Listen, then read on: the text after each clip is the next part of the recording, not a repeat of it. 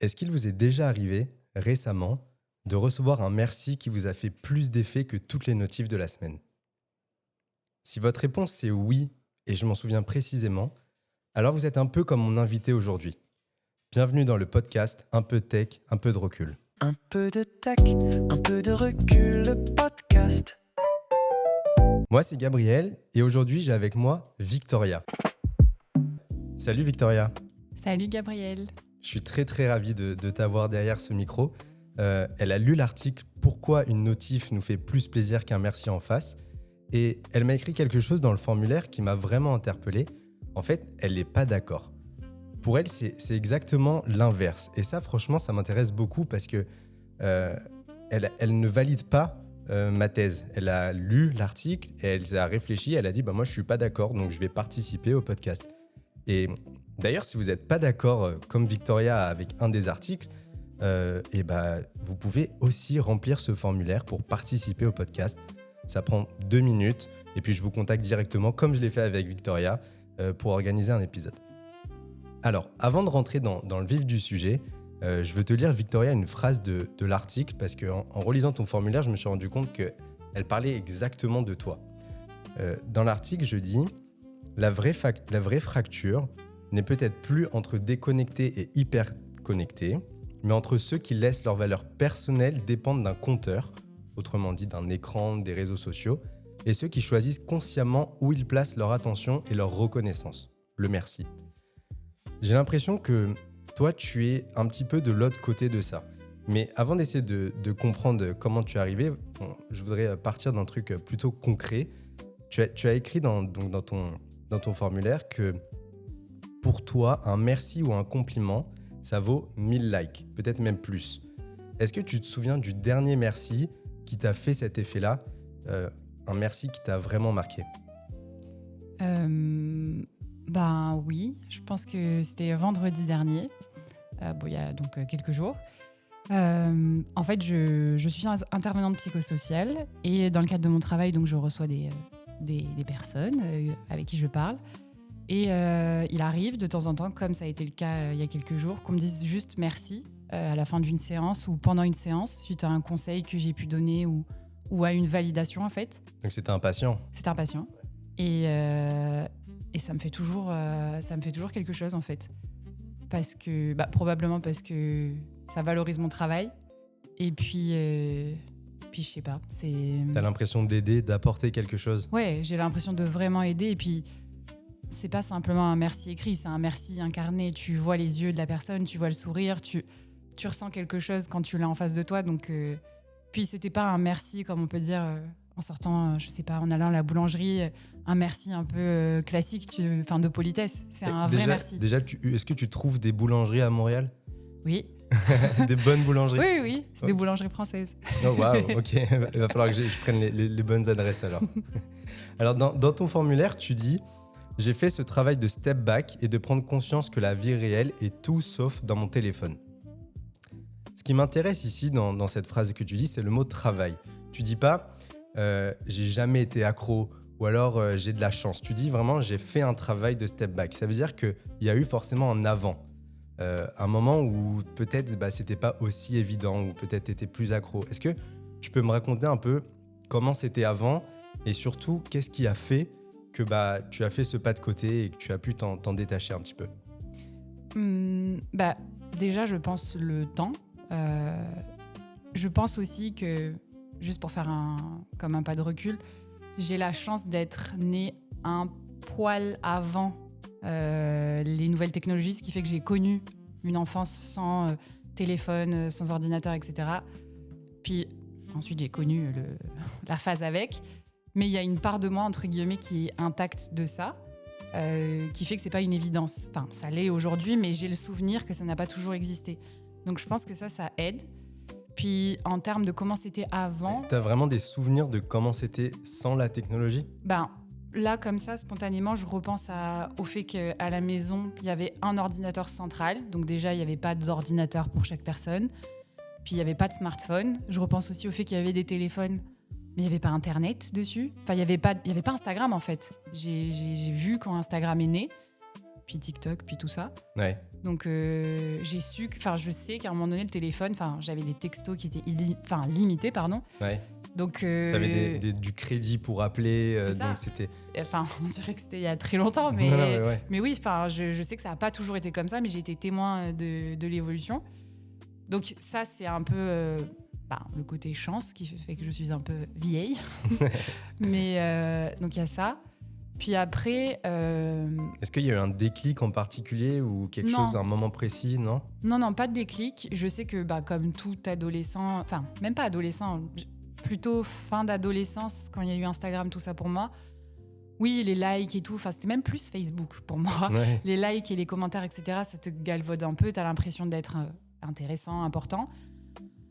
Mais je sais pas, j'ai l'impression que le temps, la maturité a fait son effet et j'ai jamais vraiment accordé une importance folle à ce qu'on peut dire de moi ou ce qu'on peut liker de moi. Déjà parce que je postais peut-être pas énormément non plus. Ouais. Donc ça doit jouer aussi. Mais je saurais pas dire exactement ce qui a fait que... peut-être aussi parce que j'ai une vie réelle aussi. J'ai pas qu'une vie en ligne, ok, je suis sur mon téléphone. Ça veut dire quoi que t'as une vie réelle, puisque tout le monde en fait a une vie réelle, donc ça serait... tu as l'impression de plus explorer ce que t'es capable de faire dans la vie avec des gens. Est-ce que ça ressemble à quoi en fait ta vie réelle à toi ? Je parle peut-être avec mes amis sur des applications type WhatsApp, ou bien on s'envoie des vidéos marrantes sur Instagram, TikTok, etc. Mais je crois que je les vois tout autant que ce que j'envoie de vidéos. Ou j'ai une vie en ligne qui existe tout autant que ma vie hors ligne. Ah ouais, bien sûr. Aujourd'hui, concrètement, ça ressemble à quoi ? Parce que forcément, là, tu m'as dit t'as ta vie réelle, mais t'as ta vie en ligne aussi. Mais t'es pas non plus dans un désert sans réseau ou sur une montagne sans téléphone. J'imagine que t'as Instagram, que t'as les réseaux, WhatsApp, t'as toutes les applis, comme presque tout le monde. Ouais. C'est quoi ton rapport à ces outils-là ? Est-ce que c'est indispensable ? Est-ce que c'est le strict minimum ? Est-ce que tu essaies d'en faire plus ? À quoi ça ressemble ? Je mentirais si je dirais que je suis pas un peu victime aussi de ça. Mais je suis une victime consciente, on va dire. Par exemple, je savais dès l'instant où j'ai téléchargé TikTok qu'il fallait pas le faire. Mais tu l'as quand même fait. Je l'ai quand même fait. Pourquoi ? Parce que déjà, j'étais curieuse, en fait. Tout le monde en parlait. J'ai toujours dit non, je mettrai pas ça. Et puis, à force d'en entendre parler, je me suis dit, il y a quoi de si spécial ? Puis j'ai compris. Puis je voudrais pas que quelqu'un d'autre le télécharge après mes conseils. Ah, donc ça veut dire que tu déconseilles carrément ? Pas je déconseille, mais ça n'a pas d'utilité propre. Enfin, quoique, si vraiment tu paramètres, entre guillemets, ton algorithme pour avoir que du contenu qui fait sens, mais même si c'est du contenu qui fait sens, je pense que le côté scroll infini et puis je sais pas, ça n'apporte rien de valeur en tout cas. Ouais, je pense pas. Ouais. Et toi, quand tu reçois une notif, par exemple un like, un partage, qu'est-ce qui se passe dans ta tête ? Est-ce que c'est un dope, une dose de dopamine ? Est-ce que t'as cette excitation-là que je décris dans l'article ? Ou alors c'est devenu neutre ? En fait, moi, ça me stresse. Alors déjà, c'est très curieux, mais j'ai désactivé en fait mes notifications. Mais pour autant, j'ouvre quand même l'application tout autant que si j'avais eu des notifications. Donc, tu l'ouvres pour regarder ou tu l'ouvres parce que c'est un réflexe ? Je l'ouvre pour regarder et parce que c'est un réflexe. Ouais. Je sais, par exemple, WhatsApp surtout, je sais que j'ai des conversations peut-être... je sais pas, mais c'est sûr que quelqu'un m'écrit... minimum toutes les heures. Je sais qu'il y a quelque chose à ouvrir. Ouais. Je sais qu'il y aura un message, qu'il soit important ou non. Ouais, donc tu as quand même besoin de cette petite dose de dopamine qui arrive, cette petite piqûre que... C'est même pas tant de la dopamine, c'est juste... En tout cas, dans mon cas, c'est je veux m'assurer que j'ai traité tous mes messages, je veux rien avoir oublié. Est-ce qu'il y a quelque chose d'important ?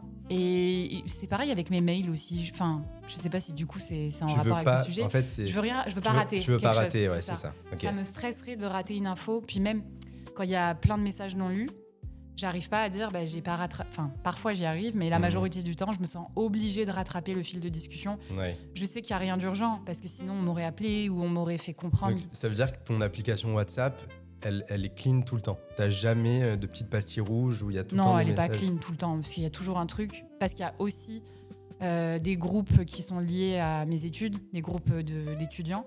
Donc là, vraiment, il y a un flow continu de conversation, donc c'est jamais nickel. Ouais, Mais j'essaie de faire en sorte que ça déborde pas, quoi. ok. Mais c'est ça. Alors, je voudrais partager avec toi 2-3 choses que j'ai trouvées en faisant les recherches quand j'ai écrit l'article. Dans ton cas, Victoria, ce qui m'intéresse, c'est pas tellement ce à quoi les gens sont exposés, c'est plutôt ce qu'ils ressentent encore ou plus du tout. Je m'explique.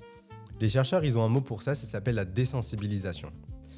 En fait, plus on reçoit de micro-récompenses dopaminergiques, comme les likes, les notifs, les petits pings, les notifications qu'on reçoit sur nos téléphones et même sur les ordinateurs maintenant, plus il en faut pour ressentir la même chose. Et en fait, surtout, c'est que plus les moments sans ces notifications-là, ils paraissent du coup ternes. C'est-à-dire quand on met notre téléphone en mode avion, c'est un moment où quand on coupe notre téléphone, c'est un moment où on ne trouve pas vraiment d'intérêt. Alors que quand on a des notifs, quand il y a de l'action, entre guillemets, dans nos téléphones, bah c'est là où on arrive justement à se sentir bien. En face de ça, il y a une autre donnée qui a presque l'effet inverse. C'est-à-dire que c'est la gratitude, tu vois, le vrai merci qu'on dit en face, pas un emoji, pas un message assez simple. Et la gratitude, ça n'active pas seulement les circuits de la récompense dans le cerveau. En fait, ça active aussi ceux qui sont liés à l'empathie, à la régulation émotionnelle. Ce que je veux dire par là, c'est que ces petits moments qu'on reçoit quand on a un like, un partage, un nouveau message, en fait, ça active les mêmes systèmes nerveux que les machines à sous. Quand on gagne des sous, quand on fait des jeux de poker ou peu importe. Toi, tu dis qu'un merci, ça vaut 1000 likes. Et j'ai l'impression que tu décris exactement ça, tu vois. Donc toi, tu as un petit peu retrouvé ce goût-là du plateau où tu n'as pas vraiment de pic dopaminergique dans la journée. C'est assez stable parce que tu as réussi à faire ce travail-là justement de dire je sais ce que vaut un merci, je sais ce que vaut un like et le merci en face vaut bien plus qu'un like pour moi. Est-ce que c'est comme ça que tu le vis aujourd'hui ? Bah oui.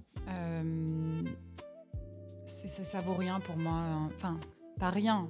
On peut me dire un merci qui est sincère par message, mais ça me fait pas la même chose que un merci sincère en face de moi. Encore une fois, je fais la distinction avec le merci de convenance, de politesse, de la boulangerie. Non, c'est un merci sincère. Et un merci sincère. Pour moi, c'est pas pareil.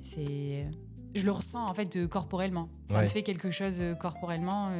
Alors qu'un like te ferait rien. Peut-être qu'avant, ça m'aurait fait quelque chose. Et encore une fois, ça dépend du contexte. Tu vois, peut-être qu'un like de la part de quelqu'un dont tu veux l'attention, par exemple, ça compte plus qu'un like de la part de quelqu'un dont t'attends rien, en fait, au final. Il y a ça aussi. Ok. Et autour de toi, tes amis, tes proches, est-ce que tu as l'impression que certains sont plus en mode pic, c'est-à-dire que ils ont besoin justement d'avoir ces notifications, d'avoir ces likes pour vivre, ou d'autres qui sont un peu plus comme toi? Je sais pas trop. J'avoue que j'aurais tendance à... Enfin, j'ai l'impression que, en tout cas à nos âges, comme dans la trentaine, fin de vingtaine, on n'est plus si... Enfin, comme dépendant de toutes ces choses-là. Je pense qu'il y a des gens autour de moi qui sont peut-être un peu plus accros, mais c'est plus accro à leur téléphone. Mais est-ce que ça signifie être accro à des likes ? Pas forcément, parce qu'il n'y a pas que ça, en fait. Il n'y a pas que les likes et les systèmes de récompense sur un téléphone. Enfin, en tout cas, moi, je ne suis pas du tout détachée de mon téléphone, mais ce n'est pas les likes qui me retiennent. Je sais pas. C'est le fait qu'il y ait tout le temps quelque chose à lire ou tout le temps quelque chose à faire. Et quand il n'y a plus ce tout le temps-là, quand tu coupes ton téléphone, est-ce que tu te sens mieux ? Est-ce que ça te manque ? Ça dépend. Est-ce que je le coupe parce que j'ai trop regardé de contenu et je me sens comme activée et trop stressée ? À ce moment-là, c'est désagréable, mais je sais qu'il faut que je le fasse parce que sinon pour ton bien. Ouais, sinon ça va pas. Ouais. Est-ce que je le coupe parce que j'ai besoin de me concentrer et de travailler ? Ça, oui, ça c'est clair, ça m'arrive souvent. Parce que j'ai quand même des réflexes de vouloir aller sur mon téléphone sans aucune raison d'ailleurs. Je me suis dit, je travaille tant de temps et puis c'est clair que ma concentration, elle a été impactée par ça. Enfin, je veux dire, tout le monde aujourd'hui a du mal à se concentrer, donc c'est ça. Mais ça dépend aussi de mon humeur, tu vois. Il y a des moments où je vais apprécier ce vide total et je me dis, waouh, je suis... Ce silence. J'aime, je suis maîtresse de mon temps et de ma vie. Et puis il y a des moments où je vais me dire, voilà, ça m'angoisse. Ouais. Donc ça dépend aussi de comment je me sens au moment où je le fais. Ok. Dans l'article, j'utilise l'image du basket comme métaphore sportive. C'est ce que je fais dans tous mes articles. Il y a le panneau électronique d'un côté. Tu sais, on voit les scores, on voit le nombre de points de chaque joueur. Et puis de l'autre côté, il y a la table dans la main du coéquipier. Ça, c'est un peu la métaphore que j'amène. Alors, je ne vais pas la redérouler en entier, puisqu'en plus, tu n'es pas d'accord avec l'article. mais je voudrais prendre cette image et justement la pousser peut-être un cran plus loin.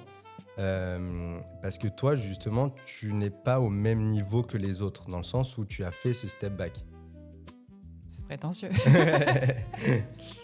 Non, la plupart des gens dans la vie, en tout cas de ce que moi j'ai vu autour de moi, ils disent, pour prendre les termes du basket, moi je joue pour l'équipe, ok, mais par contre, ils regardent tout le temps le tableau pour savoir s'ils sont les meilleurs, si c'est eux qui ont mis le plus de points, si c'est eux qui ont fait le plus de retours défensifs. C'est-à-dire qu'ils connaissent leur score, ils savent, entre guillemets, du coup, combien de likes ils ont, combien de vues ils ont eu sur certains shorts, etc. Mais ils disent quand même, moi non, ça va, je suis pas dépendant, mais je vais quand même regarder. Toi, tu as un petit peu arrêté de regarder les yeux, tu as arrêté de lever les yeux, tu as arrêté de justement regarder ce panneau. Et ça, dans le basket, c'est en fait extrêmement rare. Parce qu'un joueur qui ne regarde pas le tableau, qui ne regarde pas les scores, qui ne regarde pas le nombre de points, soit il débute, littéralement, soit il a compris quelque chose que les autres ils n'ont pas encore compris.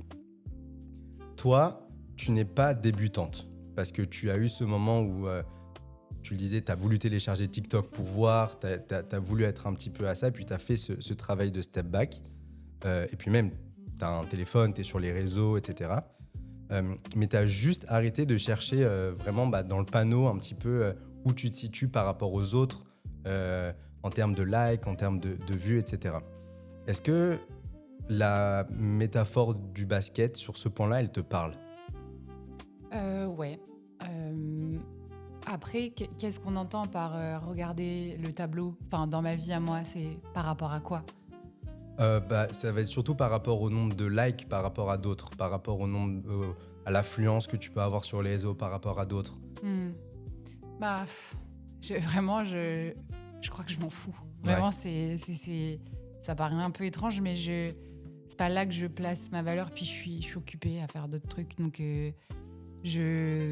bien sûr que si j'avais plein de likes, peut-être que ça me donnerait un petit boost, mais c'est pas ça ma priorité. Ouais, Puis c'est pas il ton faudrait essence. être visible aussi. Faudrait... Tu cherches pas non plus à avoir justement tous ces likes. Non, mais puis même, est-ce que vraiment les gens, à part des influenceurs... Enfin, tu sais, genre même les nouvelles générations aujourd'hui, par exemple sur Instagram, ils postent plus rien. Donc en réalité, ils les ont où leurs likes ? Je suis pas certaine qu'ils courent aux likes, quoique... Non, en fait, il y a TikTok. Et il y a un principe de like aussi. Ouais, il y a Ça les se déplace, trends, en il y a fait. les tendances. Ouais, c'est vrai. ça. Donc, Le système est le même, mais sur différentes plateformes. Ouais. Mais je cherche ma reconnaissance ailleurs. Et peut-être que c'est pas non plus très sain, hein, mais Mhm. tu sais, je sais pas, l'approbation des autres, mais l'approbation réelle. Donc, je sais pas si c'est mieux. Mais... Alors, il y a comme dans chaque article, à chaque fois, j'essaie de donner quelques clés pratiques, quelques conseils. Je vais pas te les lire. Je vais pas te les lire comme si tu devais les appliquer, parce que j'ai quand même franchement l'impression que tu les vis déjà. Mais par contre, ce qui m'intéresse avec toi, c'est plutôt de comprendre à quoi ça ressemble de l'intérieur quand c'est devenu naturel comme toi. Et je pense que ça peut aider beaucoup de gens qui nous écoutent. Le premier conseil dans l'article, c'est de remettre les merci incarnés dans la vie. C'est-à-dire remercier quelqu'un à voix haute plutôt que par message. Prendre 30 secondes pour dire ce qu'on a vraiment apprécié. J'en sais rien, si cet échange te plaît, tu me diras certainement merci à la fin plutôt que m'envoyer un message dans 30 minutes pour me dire merci, c'était vraiment bien. Il y a une chose dont j'aimerais que tu parles, parce que je pense que c'est assez précieux, c'est que ça change dans les relations autour de toi. Ce fait que tu dis merci. Les gens à qui tu dis merci en face de manière régulière, est-ce que tu remarques qu'ils changent un petit peu dans leur façon d'être avec toi en retour ? Est-ce que ça crée un effet autour de toi ? Je me suis jamais vraiment posé la question, mais je pense que oui. Enfin, tout le monde aime être reconnu pour avoir fait ou dit quelque chose. Donc, prendre le temps de souligner que ce qu'a fait quelque chose ou ce que quelqu'un a fait pour toi ou inversement. Enfin, j'ai mal formulé ma phrase, c'est pas grave, je reprends. Prendre le temps de dire merci à quelqu'un, encore une fois, ça passe par le corps, tu vois. Il y a un truc qui se passe et ça crée du lien, en fait. Tu te sens reconnu, tu te sens valorisé. Puis je dirais aussi que je pense que peut-être ça attire un peu plus les gens, même si c'est pas le but recherché, mais en tout cas, les gens ont peut-être envie d'être plus autour de toi, apprécient ta présence parce que c'est agréable, quoi. Même moi-même, quand on me dit merci, T'as on plus en a envie parlé. d'aller vers la personne. Ça me fait du bien, je suis contente, j'ai envie de continuer à créer ce lien-là. Le deuxième conseil à appliquer, entre guillemets, que je donne dans l'article, c'est le batching des notifs. Le batching des notifs, c'est l'idée de ne plus recevoir toutes les notifications en continu toute la journée. C'est-à-dire de les regrouper 2 ou 3 fois par jour et de passer un petit peu de mon téléphone décide quand j'ai le droit à ma récompense à je choisis quand j'ouvre cette boîte-là, ces notifications. Toi, concrètement, comment est-ce que tu gères ça ? Est-ce que tu as coupé les notifications ? Est-ce que tu en as gardé certaines ? Est-ce que tu as une appli qui t'aide ? C'est plutôt instinctif, c'est méthodique. Comment est-ce que tu gères tout ça ? Alors, j'ai coupé les notifications, mais comme je te disais tout à l'heure, je vais quand même sur mon téléphone et j'ouvre très, très régulièrement l'application. Mais est-ce que tu penses qu'il y aurait une différence si tu les réactivais ? Oui, ça me stresserait plus. Parce que même si c'est devenu instinctif d'ouvrir par exemple, WhatsApp, je sais que c'est moi qui ai fait l'action de réouvrir. Okay. Donc, quelque part, ça a l'air de rien, ça change pas grand-chose, mais je sens que j'ai un petit peu le pouvoir sur le truc. Et même, c'est pareil, TikTok, j'ai mis une limite de temps, je la dépasse. Mais je vois le message et j'appuie. Je choisis volontairement de continuer. D'ailleurs, je culpabilise, mais au moins, je suis au courant de ce que je suis en train de faire. Donc, tu es consciente et tu sais que tu es en contrôle de ce que tu fais. Ouais, quand même, ouais. Sauf, peut-être que je perds le contrôle quand j'ai ouvert, par exemple, l'application. Ouais. Et que là, je suis tombée dedans, quoi. Mais il y a toujours un moment où je vais me réveiller. Okay. Mais ça reste quand même un travail. Je pense pas qu'un jour, tu puisses naviguer hyper sereinement avec ça. Enfin, peut-être, je sais pas. Mais c'est ça qui est dur, c'est de trouver l'équilibre entre comment je fais pour rester un peu connectée, parce que aujourd'hui, ça semble un peu inconcevable de pas l'être. Quoique tu peux si tu veux, mais... Ouais. Et en même temps, garder une distance. Pour moi, vraiment, le truc important, c'est reprendre le pouvoir. C'est ça. C'est à partir du moment où tu choisis, en conscience, même si tu passes 10 heures sur ton téléphone par jour, si tu l'as sincèrement fait en conscience... Si tu maîtrises les choses, quoi. C'est ça. Je trouve que ça... C'est OK. C'est plus ou moins OK. Alors, avant la dernière question, petit mot pour vous, chers auditeurs, ceux qui nous écoutent. Si l'épisode d'aujourd'hui vous fait réfléchir, si l'angle de Victoria vous interpelle peut-être plus ou moins et que vous avez envie de venir à votre tour derrière le micro, vous pouvez remplir le formulaire, c'est gratuit, ça prend 5 minutes. Victoria en est témoin. Le lien est dans les notes de l'épisode et puis aussi dans les emails que je vous envoie le mardi, le vendredi. C'est une super expérience. Je ne sais pas ce que tu en penses, Victoria. C'est ton premier podcast. Ouais, c'est mon premier podcast et je trouve ça hyper sympa. Génial. Je suis vraiment ravi. Vous aussi, chers auditeurs, vous pouvez dire que c'est sympa derrière le micro. Tout simplement, il faut remplir le formulaire et puis je reviendrai vers vous. Alors, Victoria, je voudrais te poser la question de fin d'article, mais je veux te la poser un peu différemment qu'aux autres. Parce que la question telle qu'elle est dans l'article, c'est combien de merci réels êtes-vous prêt à provoquer cette semaine, même s'ils ne feront jamais monter aucun compteur ? Toi, j'ai l'impression que cette question-là, tu la vis déjà. Alors, je vais te la retourner autrement. Autour de toi, il y a forcément des gens qui sont encore accrochés à ce panneau lumineux dont on a parlé, au like, etc. Toi, combien de merci réels tu es prête à provoquer cette semaine vers ces gens-là, vers ceux qui ne s'attendent plus à en recevoir, ou tu as l'impression que ça ne leur fait plus rien. Tu vois, ceux qui ont vraiment presque oublié à quoi ça ressemble un vrai merci en face. Un nombre illimité. Tu penses que ça pourrait vraiment apporter quelque chose ? Même si ça fait rien sur le moment, je suis persuadée qu'inconsciemment, ça fait quelque chose. Ouais. Donc... T'as pas perdu cette foi-là de dire que... Puis tu sais, des fois, les gens réagissent pas ou t'as l'impression que ça leur fait rien, mais Je suis persuadée que soit ils n'ont pas conscience que ça leur fait quelque chose. Ça peut très bien aussi ne rien leur faire. Hein. Mais des fois, les gens n'expriment pas non plus ce que ça leur fait. Ils gardent ça pour leur vie personnelle. Puis peut-être que ça se retrouve dans un journal. Tu sais, Victoria m'a dit merci. Gabriel m'a dit merci. Un journal intime. Ouais. Ouais, bien sûr. En tout cas, moi, ça m'est arrivé plusieurs fois d'écrire quand X ou Y, telle personne m'a dit merci. Ou m'a dit un truc agréable. Victoria, merci. Alors, je te le dis. Merci. Je te le dis en face, pas par message. Merci d'avoir accepté de venir avec un désaccord plutôt qu'avec une validation. C'est toujours agréable et précieux pour moi et je pense aussi pour ceux qui nous écoutent. L'article « Pourquoi une notif nous fait plus plaisir qu'un merci en face » est disponible sur le Substack Un peu de tech, un peu de recul. Vous recevez aussi par mail le mardi et le vendredi. Et puis le podcast, il est sur Spotify, Apple Podcast, YouTube Music et Podcast Substack. Et à vous qui nous avez écoutés, une chose à retenir de Victoria, ce qu'elle décrit, c'est pas un privilège, c'est pas un don particulier. Elle qui a réussi à faire ce step back. C'est un chemin, un pas de côté qu'elle a fait et qu'elle continue de faire chaque jour. La preuve que le tableau lumineux dont on parlait, on peut arrêter de le regarder sans vraiment sortir du jeu. Le merci que vous n'avez pas encore dit à quelqu'un en face, lui, il attend toujours. Aucun algorithme ne peut le prononcer à votre place. Merci d'avoir été là. Je vous retrouve les mardis et les vendredis à travers les articles et de temps en temps en podcast. Prenez soin de vous et surtout, prenez un peu de recul.